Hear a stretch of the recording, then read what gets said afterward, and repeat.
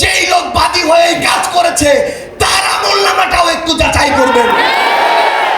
কেঁচো খুঁড়তে যদি সাপ না বের হয় তখন আমাদেরকে দায় দিবেন, এবং সেই সাপ পুরো বাংলাদেশের সামনে আমরা উন্মুক্ত করে ছাড়ব। আপনাদের সাথে আমাদের আবারও দেখা হবে লড়াইয়ের রাজপথে অথবা বিজয়ে। ইনকিলাব জিন্দাবাদ। তারা বিএনপির প্রতিনিধিত্ব করে না। আমরা বিশ্বাস করতে চাই তারা অতি উৎসাহী হয়ে ফুটেজ খাওয়ার আশায় এই কাজগুলো করছে, কিন্তু আমরা তখনই সেটা বিশ্বাস করতে পারবো যখন দেখব এসব লোকদের বিরুদ্ধে ওই সেন্ট্রাল কমান্ড থেকে উপযুক্ত ব্যবস্থা নেওয়া হয়েছে। সেদিনে আমি একটি লেখা লিখেছিলাম। লেখার দুইটা পার্ট ছিল, কারণ ঘটনা দুইটা ছিল। আমাদের একজন সাংবাদিক ভাইকে বিএনপির ওইখানকার স্থানীয় একজন কর্মী আহত করেছে, এটা ছিল প্রথম প্যারা, যেটা সত্য। দ্বিতীয় প্যারা ছিল স্থানীয় একজন, আমি লিখেছিলাম চাঁদাবাজ সন্ত্রাসী। আমি স্পষ্ট করে লিখেছিলাম চাঁদাবাজ সন্ত্রাসী আমার আরেকজন সাংবাদিক ভাই তুহিনকে গলা কেটে হত্যা করেছিল। যখন আমি কয়েক ঘন্টা পরে দেখলাম ওই লোকটি চাঁদাবাজ সন্ত্রাসী নয়, ছিনতাইকারী সন্ত্রাসী, তখন আমি সেটি ঠিক করে দিয়ে লিখেছিলাম ছিনতাইকারী সন্ত্রাসী। কিন্তু আজকে আমি দেখছি যে এই যে ট্যাগগুলো কিংবা এই যে মানুষগুলো যে অপকর্ম করেছিল, ওই চাঁদাবাজ, ওই সন্ত্রাসী, ওই ছিনতাইকারী, কেন ওই রকম স্থানীয় পর্যায়ে উপজেলার একজন দায়িত্বশীল সেই অপকর্মের দায়িত্ব নিজের গায়ে নিবে? এটা তো আমরা শুধু বিএনপি নয়, কোন রাজনৈতিক দলকে উদ্দেশ্য করে বলিনি।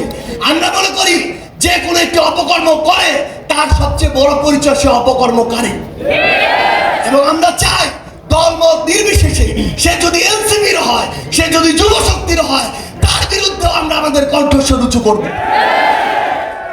আমরা আমাদের মিডিয়া যারা ভাইরা আছে, আমরা দেখেছি কয়েকদিন আগে কিভাবে মিডিয়া আবার ওই 5ই আগস্টের পূর্বের যে রূপ, সেই রূপ যে কোনো সময়ে উদ্দেশ্য প্রণোদিত ভাবে দেখাতে পারে।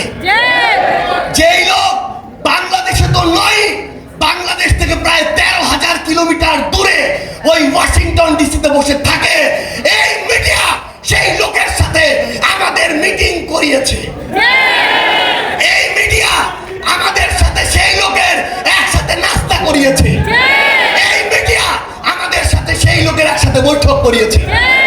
আমরা দেখি 3বার ব্রেকিং দিয়ে ওই চ্যানেল 1, এই চ্যানেল 1 থেকে প্রথম এই প্রোপাগান্ডা পুরা বাংলাদেশকে, পুরা পৃথিবীকে গেলানো হয়েছে। আমরা এখন ওই চ্যানেলের নাম দেখে শান্ত থাকবো না। আমরা দেখবো ওই চ্যানেলের মালিককে।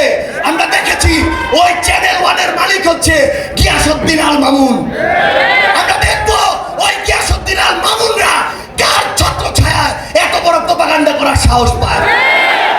আমাদেরকে মিডিয়া কর্মীরা এটা পর্যন্ত বলেছে, ভাই আমরা কনফার্ম উনি দেশে নেই, কিন্তু উপরের চাপ আছে, আমাদেরকে ব্রেকিং দিতে হয়েছে।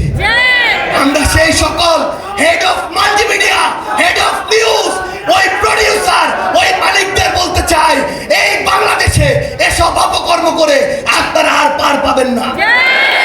আর আমরা ছাড় দিব না, ওই গোড়ায় গিয়ে আমরা হাত দিব। আমরা আরেকটি কথা স্পষ্ট করে বলি,